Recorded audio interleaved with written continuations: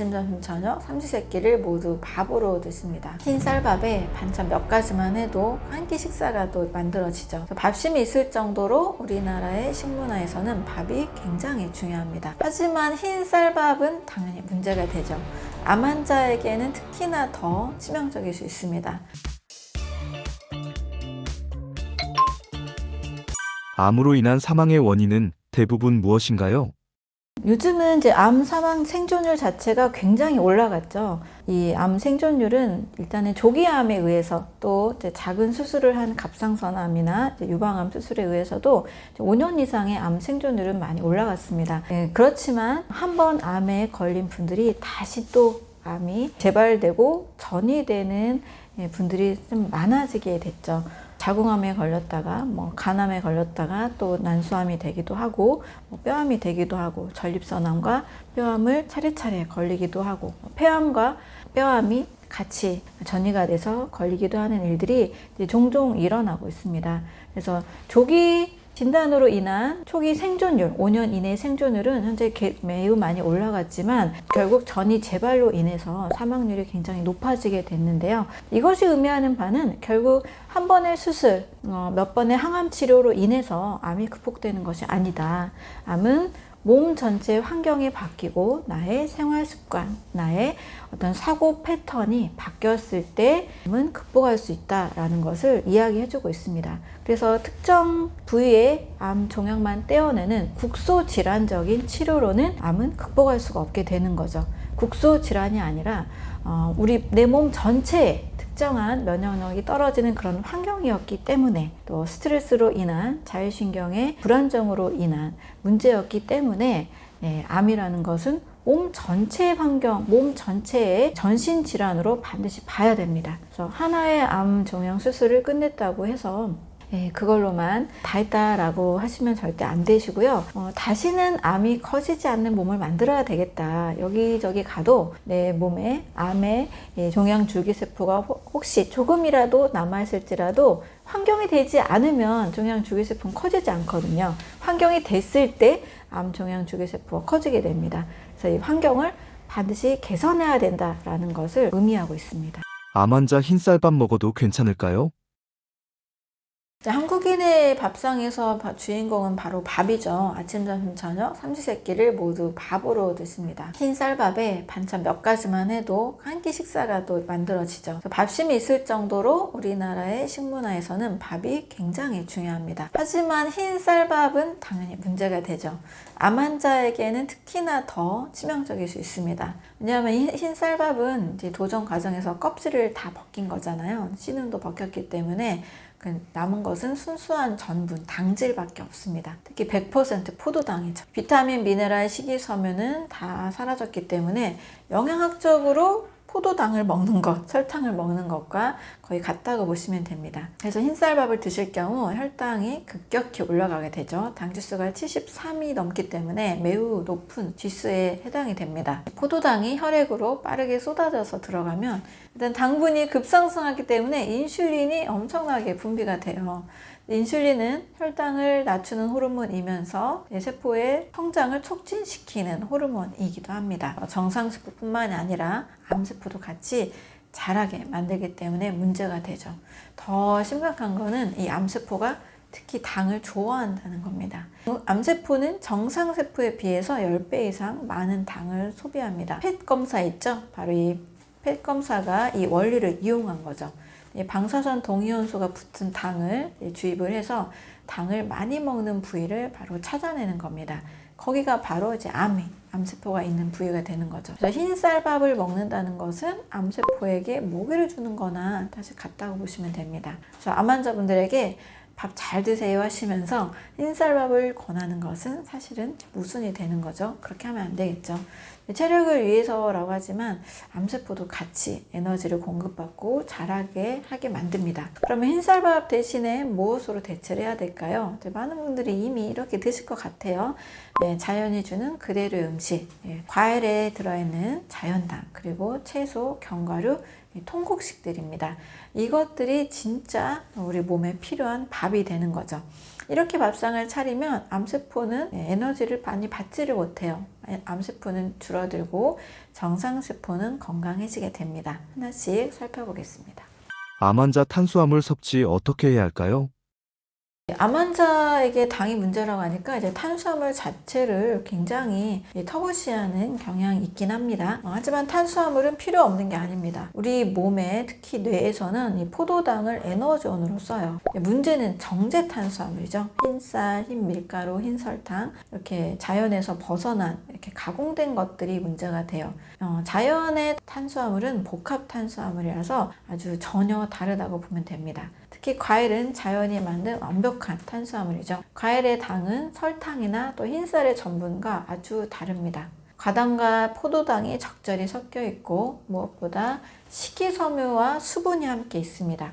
이 식이섬유 그리고 수분이 굉장히 핵심이죠. 사과를 예로 들어볼게요. 사과 하나에는 약 25g의 탄수화물이 들어있습니다. 하지만 동시에 4.4g의 식이섬유도 있죠. 또 나머지는 모두 수분입니다. 이 식이섬유와 수분이 당의 흡수를 늦춰줍니다.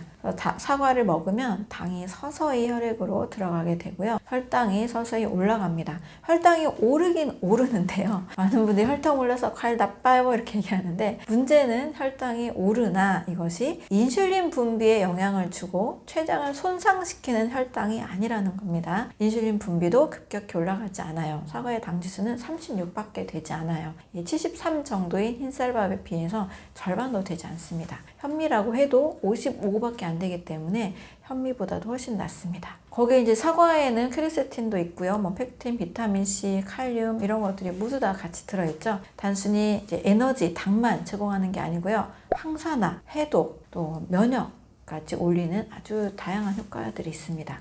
흰쌀밥을 그냥 칼로리라고 한다면 사과는 영양이 가득한 에너지라고 볼 수 있습니다.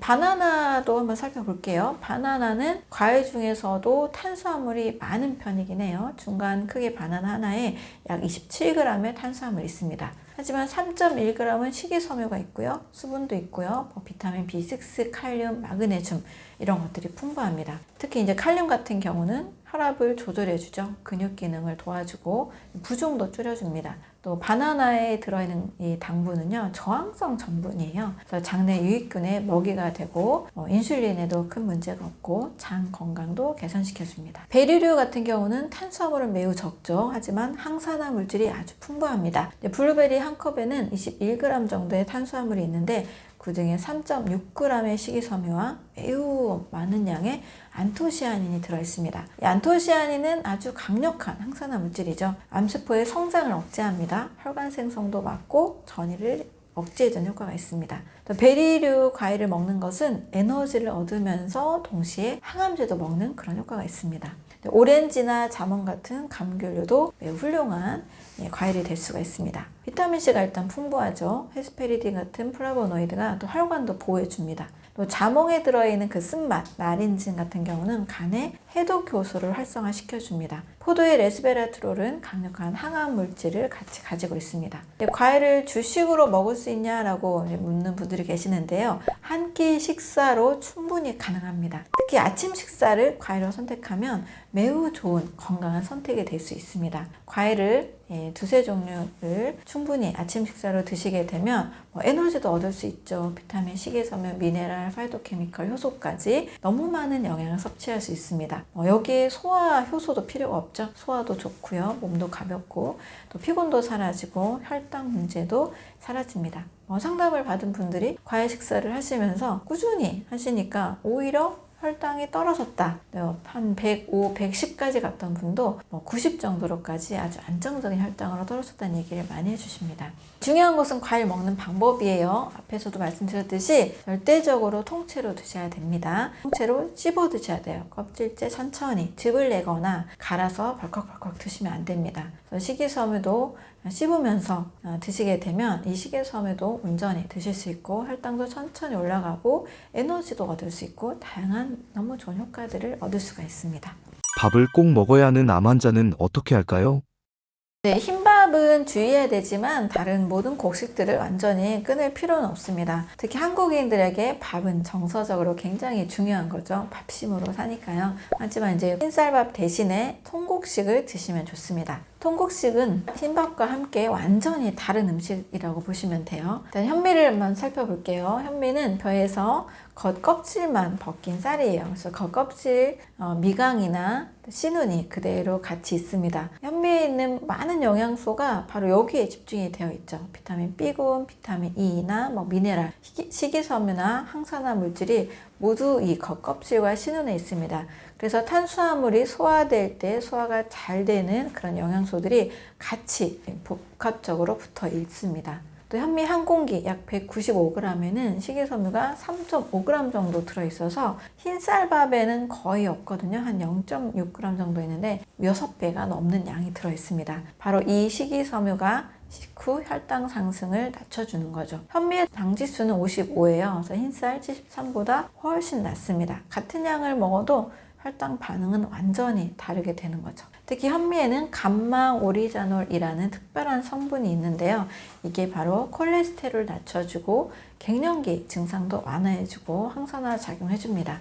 피틴산이 있는데요. 예전에는 이 피틴산이 미네랄 흡수를 방해한다는 연구 내용들이 있었어요. 그런데 최근에는 또 이 피틴산이 항암 효과도 있다라고 밝혀졌습니다. 암세포의 성장을 억제하고 또 철분이 과다할 때 일어날 수 있는 산화도 막아줍니다. 그런데 현미가 너무 소화가 안 되는 분들 계세요. 특히 위점막이 지나치게 얇은 분들이 있습니다. 현미 먹으면 힘들어요 하시는 분들에게는 굳이 현미를 추천하지 않습니다. 이런 분들에게는 현미를 한 단계 소화되기 쉬운 상태로 바꾼 발화현미를 드시는 것이 좋습니다. 발화현미는 일단 소화가 훨씬 더 쉬운 형태로 물에 담가서 싹이 틀 정도로 발화시킨 거예요. 그런데 이 발화 과정에서 더 많은 영양소가 생겨납니다. 효소가 증가하고 감마 아미노 부티르산이라는 가바가 증가합니다. 이 가바는 굉장히 또 신경에도 중요한 영양소로 알려져 있는데요.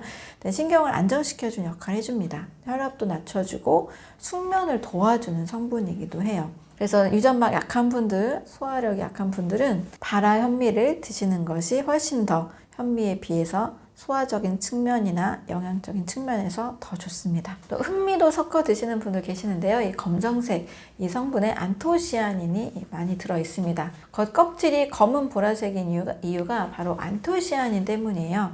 안토시아닌은 아까 포도에서도 설명드렸듯이 강력한 항산화제죠. 염증을 줄여주고 혈관도 보호해주고 암을 예방해줍니다. 거의 흑미의 항산화력은 블루베리 정도에 가깝다고 볼 수 있습니다. 귀리도 굉장히 많이 제가 상담하면서 추천하고 있는 식품이에요. 베타글루칸이라는 특별한 식이섬유가 있습니다.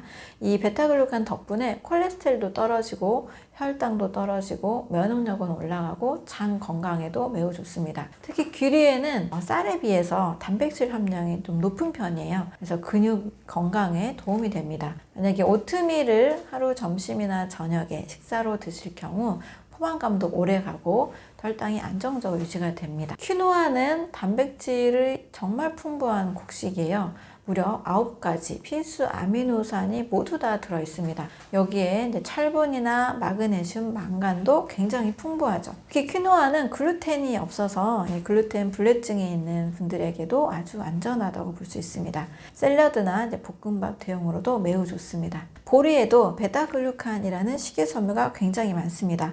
보리밥을 먹으면 배변이 좋아지는데 바로 그게 그 이유가 돼요. 이 보리에 들어있는 베타글루칸은 귀리처럼 같은 작용을 해주는데요. 콜레스테롤과 혈당을 조절해주고 포만감을 늘려줘서 과식을 막아주는 역할을 합니다. 메밀에는 루틴이라는 영양소가 들어있어요. 이 루틴은 모세혈관을 강화시켜주고 혈압도 낮춰주고 또 염증을 줄여주는 아주 좋은 효과가 있습니다. 메밀에는 저항성 전분이라는 게 있는데요. 바로 이게 장내 유익균의 먹이가 되고 장 건강을 개선시켜주고요. 혈당도 굉장히 낮춰줍니다.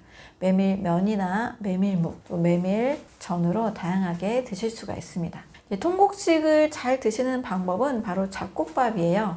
현미에 흑미, 보리, 귀리, 메밀, 수수조 이런 것들을 넣어서 밥을 해서 드시면 됩니다. 비율은 현미를 50%, 나머지 잡곡을 50% 하면 좋고요. 이렇게 통곡식을 드셔야 되는 이유는 바로 정제된 탄수화물이 없는 겉껍질과 그 신운 때문이에요. 이 영양소가 매우 중요한 성분이니까요. 꼭 통곡식 홀그레인이라는 표시가 있는 거, 뭐 통밀, 현미, 귀리, 보리 이런 것들을 꼭 잘 드시면 됩니다. 정제된 거, 백미, 뭐 흰 밀가루, 뭐 흰빵 이런 것들을 피하면 됩니다. 흰쌀밥 2주 동안 끊었더니 어떤 변화가 생겼나요? 흰쌀밥을 한국인들이 끊는다는 굉장히 어렵죠. 집에서도 또 밖에 나가면 대부분 흰쌀밥이기 때문에 처음에는 굉장히 어려울 수 있습니다. 또 평생 이렇게 먹은 습관을 바꾸는 건 쉬운 일이 아니긴 해요. 하지만 2주 정도만 실천해보면 몸에 큰 변화를 느낄 수가 있습니다. 혈당이 또 안정이 되겠죠. 에너지도 일정하게 유지가 됩니다. 식후 졸음이나 피로감, 허기 같은 게 사라지게 돼요. 체중도 자연스럽게 줄어듭니다. 이게 뱃살이 빠져요. 매우 좋은 소식이죠. 소화도 좋아지고 변비가 해결되고 피부도 굉장히 맑아지게 됩니다. 더 중요한 것은 몸 속에서 일어나는 변화예요. 혈당이 안정되면 일단 인슐린 분비가 줄어들기 때문에 인슐린은 염증을 증가시키는 또 호르몬이기도 해요. 그래서 염증도 줄어들게 됩니다. 또 염증 지표인 CRP 수치, 종양 표지 인자들도 같이 줄어들게 됩니다. 암세포 입장에서는 에너지가 부족해지죠. 당 공급이 끊어지기 때문에 암세포는 성장하기 어려운 상태가 됩니다. 물론 암세포가 완전히 굶어 죽진 않아요. 암세포도 지방이나 단백질도 어느 정도는 이용을 합니다. 하지만 성장 속도가 굉장히 느려지고 영양소가 충분히 공급이 되기 때문에 암세포가 굳이 커 나가야 될 이유가 없어지게 돼요. 이것만으로도 아주 큰 의미가 있습니다. 반대로 정상세포는 굉장히 건강해집니다. 제가 1%의 암세포에 집중하기보다 99%의 정상세포에 집중하자 이 얘기 정말 많이 하잖아요. 정상세포 분열에 굉장히 좋은 식단이 됩니다. 과일, 채소, 견과류, 통곡식, 씨앗류, 콩류 여기에서 나오는 풍부한 영양소가 정상세포에 꼭 필요한 영양소거든요. 세포에는 50종 이상의 영양소가 필요하다. 이거에 너무 최적화된 식단이 될 수가 있습니다. 미토콘드리아의 기능도 굉장히 좋아져서 에너지가 올라가고요. 세포막도 튼튼해집니다. 면역세포도 강해지고 특히 암세포에 있어서 매우 중요한 NK세포도 굉장히 올라가게 됩니다. 꾸준히 이 식단을 하신 분들의 경우 NK세포 정상 수치 회복된 분들도 굉장히 많으시고 미토콘드리아의 기능이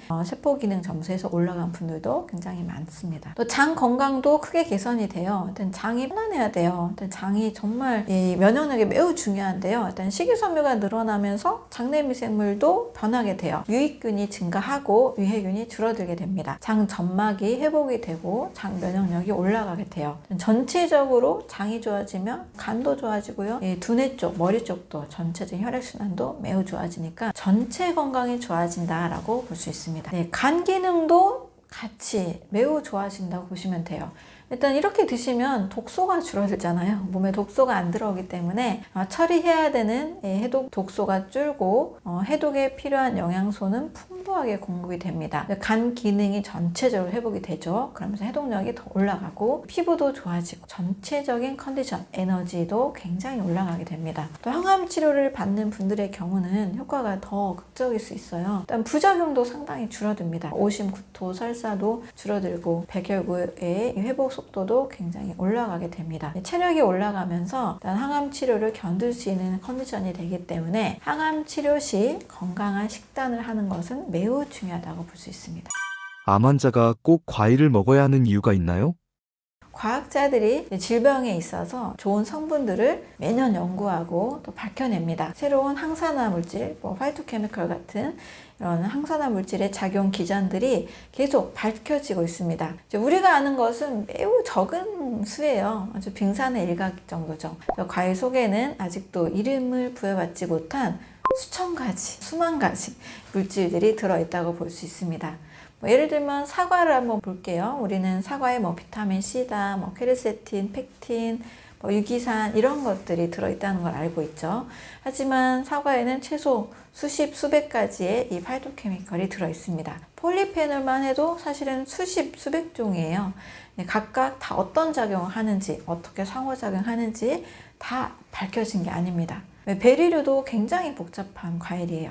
블루베리에는 무려 15가지 이상의 안토시아닌이 들어있습니다. 이러한 각 안토시아닌은 조금씩 다른 구조를 가지고 있기 때문에 다른 효과도 만들어내요.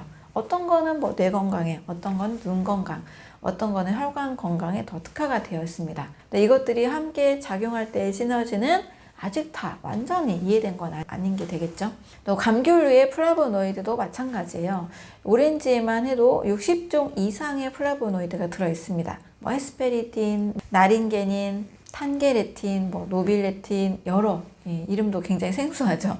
이런 여러 영양소들이 각자의 역할들을 해줍니다. 최근 연구에서 감귤류의 노빌레틴이 알츠하이머 예방에 효과가 있었다는 것이 밝혀졌어요. 네, 수천 년간 먹어온 그런 감귤류, 오렌지 이런 영양소가 이제야 그 효과가 밝혀진 거죠. 항암 효과도 계속 연구가 되고 있습니다. 포도의 레스베라토르 굉장히 유명한데요. 최근 연구에서는 이 포도씨의 추출물인 프로안토시아니딘이 굉장히 중요하다고 주목을 받고 있습니다. 혈관 건강에 있어서도 중요하고요. 또 암세포에 있어서는 혈관 생성을 억제한다는 연구 결과가 있습니다. 암세포는요, 혈관 생성 억제하면 더 이상 전이 재발이 되지 않기 때문에 상당히 중요한 연구 결과라고 볼 수 있습니다. 석류에 들어있는 엘라그산이라는 성분도 있는데요. 이 성분의 경우는 유방암세포에 특히 효과적입니다. 암세포의 증식을 막아주고 자살을 유도합니다. 또 전이 재발을 막는 효과가 있습니다. 체리에는 페릴린이라는 성분이 있는데요. 이것은 간암세포에 작용해줍니다. 아보카도에 들어있는 아보카틴 B라는 성분은요, 백혈병의 이 줄기세포를 선택적으로 공격해주는 역할을 합니다. 백혈병 이 세포들은 항암제로 죽이잖아요. 그런데 이 줄기세포는 사실 계속 살아남아서 재발이 됩니다. 재발의 원인 중에 아주 좀 무서운 게 종양 줄기세포라고 할 수 있죠. 근데 이 아보카도의 아보카틴 B라는 성분은 이 줄기세포를 억제하는 효과가 있습니다. 이 과일의 항산화 효과도 굉장히 복잡하고 단순하지 않습니다. 특히 우리는 이제 ORAC, 오락이라는 것으로 이 항산화 능력을 측정하기도 해요. 실험실 수준이긴 한데요. 실제로 우리 몸에서는 훨씬 더 복잡한 항산화 효과가 일어난다고 볼 수 있습니다. 특히 과일의 항산화 물질들은 단독으로 작용하지 않고요. 서로 협력하고 재생시키고 또 그 효과를 굉장히 증폭시켜 줍니다. 예를 들면 아까도 말씀드렸지만 비타민 C는 비타민 E를 재생시켜줘요. 비타민 E가 활성산소를 제거하면 자신도 이 산화가 됩니다. 그래서 비타민 C가 산화된 비타민 E를 다시 환원시켜서 재활용해주게 되는 거죠. 또 플라보노이드는 비타민 C의 흡수를 높여주고 작용 시간을 길게 늘려줍니다. 카로티노이드는 서로 다른 종류의 활성산소를 제거해줍니다. 이렇게 복잡한 네트워크 항산화 시스템이 있거든요. 우리가 알고 있는 거는 아주 일부, 빙산의 일각이라고 볼 수 있습니다. 과일에는 또 우리가 영양소라고 생각하지 않았던 또 다른 물질들이 있습니다. 과일의 색소나 향기 성분, 쓴맛 이런 성분들이 모두 생리활성 물질입니다. 리모넨이라는 성분은 향기 성분이에요. 하지만 동시에 간의 해독 효소를 활성화시켜주고 암을 예방해주기도 합니다. 자몽의 쓴맛 성분 있잖아요. 나린진이라는 건데요. 이것은 약물 대사에 영향을 미칩니다. 또 장내 미생물도 이런 물질들을 대사해서 또 다른 새로운 물질들을 다 만들어내는데 이게 과학적으로, 화학적으로, 영양적으로 다 밝혀지지 않았다는 거죠. 결국 과일의 이 건강 효과는요, 하나의 성분이 하나로 작용한다 이렇게 단순하게 설명할 수 없습니다. 수천 가지 물질이 아주 조화롭게 작용한 그 결과라고 볼 수 있습니다. 근데 과학이 아무리 발전해도 과일 하나, 씨앗 하나, 풀 한 포기 하나 만들지 못하잖아요. 그래서 이 자연에 이 복합적으로 작용하는 이런 것들을 똑같이 모방하기는 사실 불가능합니다. 영양제 몇 알이 신선한 과일 하나를 대체할 수가 없는 이유가 되겠죠. 그래서 과일은 자연이 수천만 년에 걸쳐서 만들어낸 완벽한 영양 패키지라고 볼 수 있습니다. 암 환자에게 과일이 최고인 이유가 있나요? 암 환자분들이 가장 힘들어하는 것 중에 하나가 바로 소화입니다. 일단 항암 치료를 받는 과정에서 소화기관 세포들이 굉장히 많이 손상이 되죠. 입부터 이제 손상이 되죠. 입도 활고 또 유전막 손상이 되니까 굉장히 메스껍고 식욕도 떨어집니다. 소화효소, 위 점막이 손상이 되니까 당연히 이제 위에서 만들어지는 그런 소화효소들도 만들어지지 않고 위산도 잘 만들어지지 않기 때문에 소화가 안 됩니다. 이렇게 이제 소화력이 떨어진 상태가 되다 보니까 음식을 보기만 해도 식욕이 떨어질 뿐만 아니라 토할 것 같고 오심 구토 현상 굉장히 심하죠. 배가 아프고 설사 변비도 굉장히 또 많이 반복이 됩니다. 이런 상태에서 참 먹는 거 찾기가 굉장히 어려워요. 무엇을 먹어야 될까? 바로 이 과일이 가장 소화가 쉬운 음식 중 하나가 됩니다. 과일은요, 이미 자연이 사실 소화를 다 시켜놓은 거나 비슷해요. 과일의 당분은 단순당입니다. 포도당과 과당과 자당으로 이루어져 있어서 더 이상 이제 분해될 게 없죠. 과당 같은 경우는 간에서 바로 에너지로 사용을 합니다. 운동선수들이 이렇게 중간 사이사이에 바나나도 먹고 과일을 먹는 이유가 바로 그거죠. 소장에서 또 바로 흡수가 됩니다.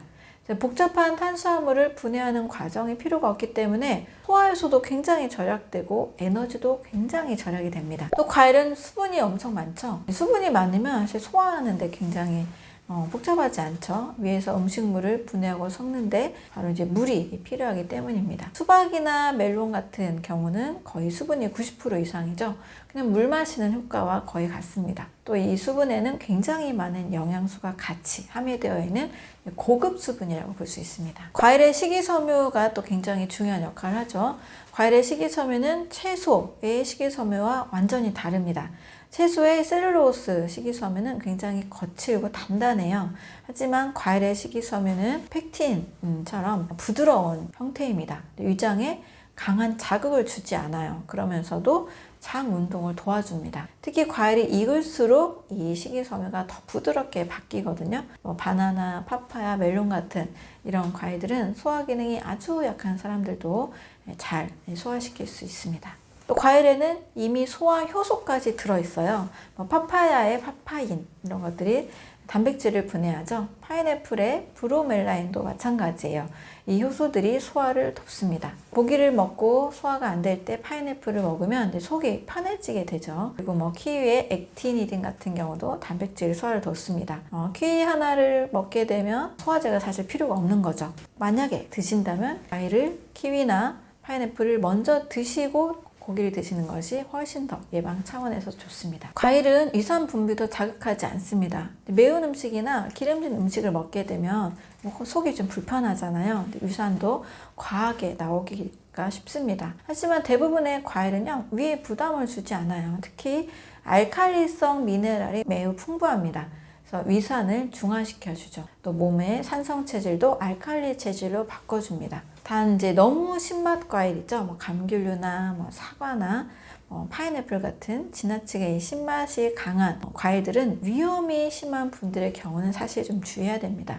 이럴 때는 단맛 과일을 선택해 주면 돼요. 바나나나 멜론이나 파파야 같은 순한 단맛 과일을 드시면 됩니다. 과일은 또 항염 효과가 굉장히 많죠. 항암 치료로 손상된 장 점막은 일단 이미 염증 상태라고 보시면 돼요. 과일의 이 항산화 성분, 다양한 플라보노이드, 안토시아닌 이런 것들은 염증을 가라앉혀주는 효과가 있습니다. 베리류의 안토시아닌이 특히 장 염증에 굉장히 효과적이에요. 염증이 줄어들게 되면 점막이 회복되고 또 소화 기능도 개선이 되기 때문에 오히려 암 환자분들에게는 매우 필요한 것이 바로 과일이라고 볼 수 있습니다. 몸에는 장내 미생물 있잖아요. 이 장내 미생물에게도 과일은 최고의 먹이가 됩니다. 과일의 이 프리바이오틱스가 유익균을 증가시켜줍니다. 또 유익균이 많아지면 소화력, 면역력이 다 좋아지게 되죠. 유익균은 소화를 돕는 효소를 직접 만들기도 하고요. 비타민 K 같은 거를 직접 만들고 다양한 비타민들을 활성화시켜줍니다. 또 장 환경을 개선시켜주죠. 항암 치료를 받다가 장내 미생물이 파괴된, 손상된 환자분들에게 과일은 굉장히 장을 빠르게 회복시켜주는 중요한 영양 성분이 됩니다. 과일의 또 다른 장점이 있는데요. 바로 에너지 공급이 빠르다는 겁니다. 일단 암 환자분들은 굉장히 체력이 떨어져 있죠. 만성적으로 피로 상태에 놓여 있습니다. 에너지가 너무너무 필요한데 또 에너지를 내기 위한 소화력은 떨어져 있죠. 또 고기를 먹으면 소화시키는데 또 몇 시간이 걸리잖아요. 짧게 4시간에서 9시간까지 걸리기도 합니다. 과일은 30분 안에 에너지로 전환이 됩니다. 그래서 에너지 보충이 필요할 때는 사실 과일만한 게 없죠. 운동선수들이 과일을 그래서 자주 챙겨 먹는 이유가 됩니다. 또 입맛이 없을 때도 과일은 그래도 먹을만하다 다들 하시거든요. 항암 치료를 받게 되면 입맛이 바뀌어요. 음식에 대한 욕구가 떨어지고 입맛이 텁텁하고 쓴맛으로 굉장히 맛이 없게 느껴지게 됩니다. 이때 과일의 자연스러운 단맛 그리고 상큼한 이런 맛들이 입맛이 나쁜 상황에서도 그래도 먹을 만한 음식이 되거든요. 식욕이 없을 때는 과일 한 조각이 입맛을 개선하는 중요한 계기가 되기도 합니다. 몸에 좋은 과일을 섭취하는 원칙이 있나요? 네, 암 환자분들이 이제 과일을 드실 때는 몇 가지 원칙이 있습니다. 첫 번째는 일단 통째로 드셔야 돼요. 갈거나 즙을 내시면 안 돼요. 껍질째 천천히 씹어서 드시면 됩니다. 천천히 씹으면서 그 맛을 또 음미하시고 또 향을 음미하시면 좋습니다. 두 번째는 공복, 식전에 드시는 것이 좋습니다. 과일은 소화가 빠른 음식이에요. 그래서 식사와 함께 드시면 식사 중에 먹었던 다양한 음식들과 함께 섞입니다. 이 섞이면 장에서는 오래 머물면서 발효가 일어나요. 그래서 아침 공복, 식전 30분 전이 제일 좋습니다. 식후 디저트는 절대 드시면 안 돼요. 제가 식전 과일은 약이고 식후 과일은 독이다 이렇게 강하게 말씀드린 이유도 과일을 언제 먹냐에 따라서 효과가 천차만별로 달라지기 때문입니다. 세 번째는 제철 과일을 드시면 됩니다. 제철 과일은 가장 신선하고 가장 영양가가 높죠. 또 제철에 나오기 때문에 가격도 굉장히 괜찮습니다. 자연은 계절에 맞는 과일을 계속 주는데요. 제철 음식 좋다 이것처럼 제철 과일 드시는 것이 가장 좋습니다. 여름에는 수박 드시고 가을에는 감이나 사과 이런 것들 드시고 겨울에는 비타민C가 풍부한 귤이나 오렌지류를 드시면 됩니다. 네 번째는 다양하게 드시면 더 좋습니다. 색깔이 매일매일 너무 같은 과일만 드시면 그래도 좀 효과가 떨어질 수 있습니다. 색깔이 다채로운 이유는 이 다채로운 색깔들을 골고루 먹으라는 의미예요. 빨강도 있고 주황, 노랑, 초록, 보라 다양한 색깔들이 있잖아요. 이 각 색깔들이 바로 다양한 항산화 영양소를 의미합니다. 다양한 색깔의 과일을 매 끼니별로 바꿔서 드시는 것이 좋습니다. 대신 너무 다양한 색깔을 동시에 섞어서 드시는 것은 역시 그렇게 추천하지 않습니다. 한 번에 한 종류 다 드시고 그 다음 과일을 드시는 방법이 더 좋습니다. 다섯 번째는 적당량을 드시는 것이 좋습니다. 과일을 좋다고 해서 너무 많이 드시면 건강한 분들은 큰 문제가 없지만 현재 이제 당 조절이 필요한 분들 또 염증 상태가 또 조절을 해야 되는 분들은 균형 잡힌 과일 섭취량이 중요합니다. 그래서 하루에 3번 정도 식전에 100g에서 200g 하루량을 500g 정도 드시면 이 양은 모든 분들에게 안전한 양이 되고요. 또 건강 상태에 크게 문제가 없는 분들은 500g에서 1000g까지도 안전한 범위가 될 수 있습니다.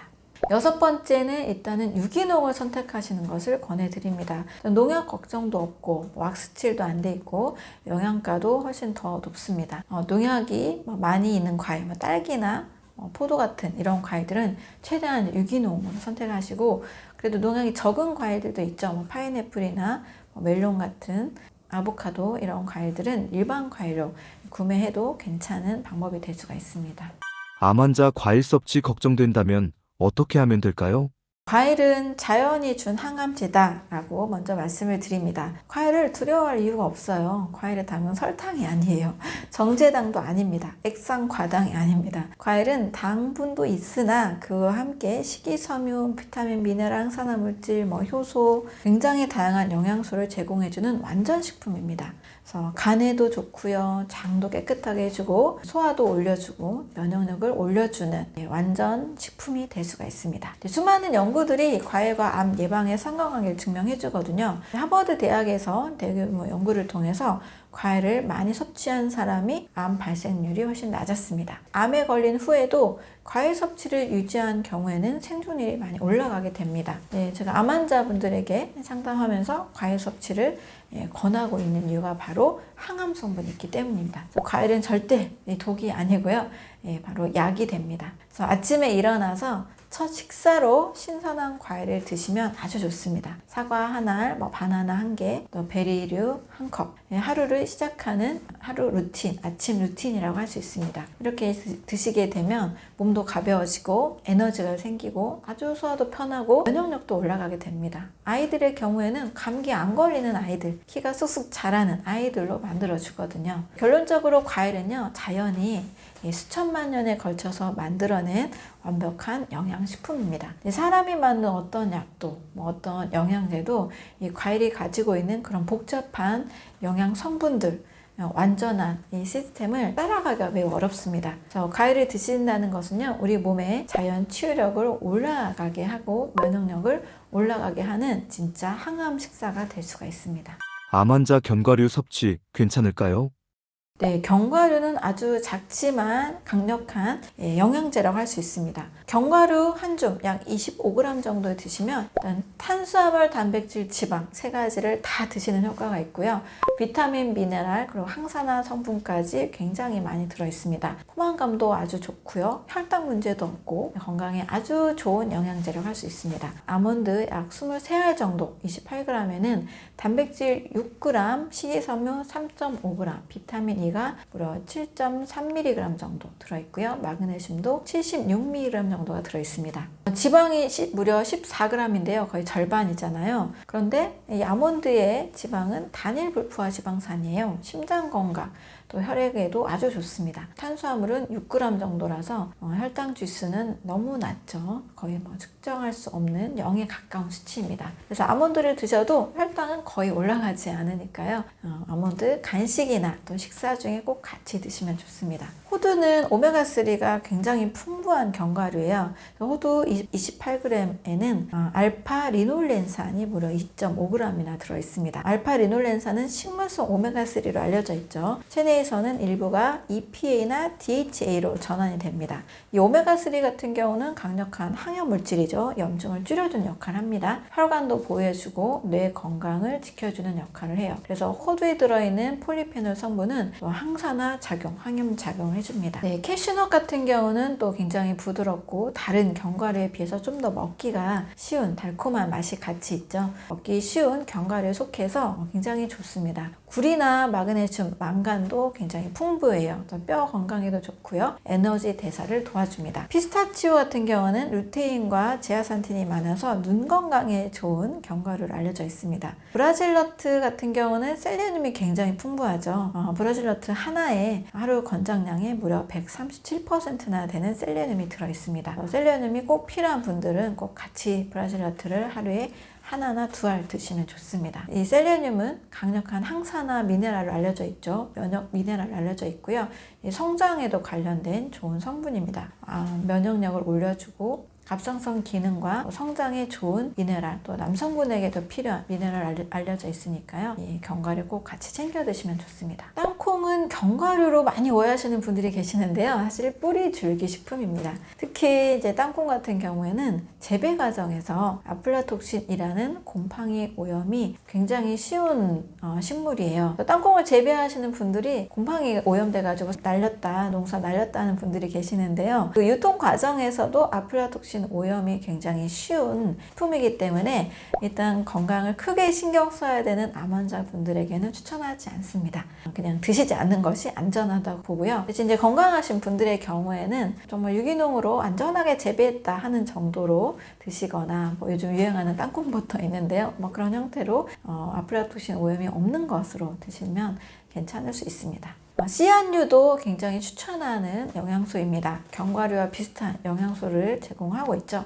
해바라기씨, 호박씨, 치아씨드, 아마씨 이런 것들 많이 드시는데 치아씨드 그리고 아마씨에는 오메가3와 식이섬유가 매우 풍부합니다. 치아씨드 28g에는 식이섬유 11g이 들어있어요. 굉장히 또 물을 잘 흡수하기 때문에 부풀어 오르죠. 그래서 변비 있는 분들, 장 건강을 신경 써야 되는 분들이나 포만감 측면에서도 매우 좋습니다. 아마씨도 굉장히 훌륭한 오메가3가 있죠. 리그난이라는 성분도 같이 있어서 호르몬 균형에도 좋고 유방암 예방에도 좋은 씨앗이 됩니다. 견과류의 경우 가장 큰 장점으로는요, 바로 혈당을 안정시킨다는 거예요. 탄수화물이 적죠. 또 단백질과 지방이 많기 때문에 영양학적으로도 굉장히 좋습니다. 특히 지방을 소화시키지 못하는 담즙에 문제가 있는 분들을 제외하고는 소화도 잘 되는 편입니다. 식사와 함께 드실 경우 전체적인 혈당 지수를 낮춰주고 포만감도 같이 줍니다. 아몬드 버터 같은 경우를 이제 빵에 발라 먹을 경우에는 사실 빵만 먹을 때보다 혈당이 서서히 올라가기 때문에 혈당을 조절해주는 측면에서 많은 분들이 드시고 있는 방법이기도 하죠. 때로는 뭐 사과에 땅콩버터, 사과에 아몬드버터, 과일 먹을 때 이걸 같이 먹는 게 좋냐라는 질문 많이 하시는데요.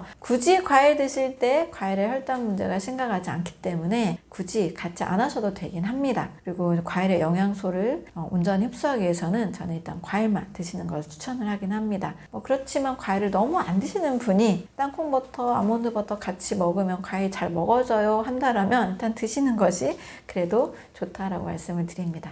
또 견과류는 또 굉장히 좋은 장점이 있는데요. 바로 심장 건강에 매우 좋다라는 겁니다. 견과류 섭취와 심혈관 질환 감소가 상관관계가 있다는 것을 보여주고 있습니다. 하루 한 줌의 견과류, 약 28에서 30g 정도의 견과류를 드실 경우에는 심장병이나 뇌졸중, 당뇨병 위험이 크게 낮아졌다라는 결과가 있고요. 또 암 예방 효과도 있습니다. 견과류 섭취 시 주의할 점은 양이에요. 견과류는 일단 칼로리가 굉장히 높습니다. 28g에 160에서 200칼로리 정도가 돼요. 너무 지나치게 많이 드시면 일단 체중은 좀 늘 수가 있습니다. 그래서 하루에 25에서 30g 정도 손바닥에 가볍게 담기는 정도가 적당합니다. 거기에 너무 양념한 거, 소금, 설탕 이런 것들 입힌 건 좀 피하고요. 생것이거나 또는 가볍게 볶은 것 정도, 또 보관 유통 시 산패되지 않은 상태로 드시는 것을 추천을 드립니다. 네, 견과류 드시는 방법은 그냥 견과류만 간식으로 드셔도 되고요. 샐러드에 뿌려서 드셔도 되고요. 멸치볶음을 하실 때 견과류를 같이 넣어서 하셔도 좋습니다. 하루 한 끼 과일 식사를 하실 때 점심이나 저녁에 혹시 과일 식사를 하실 경우에는 과일에 부족한 단백질과 지방을 채워주니까요. 한 끼 식사로도 굉장히 좋은 식사가 될 수 있습니다.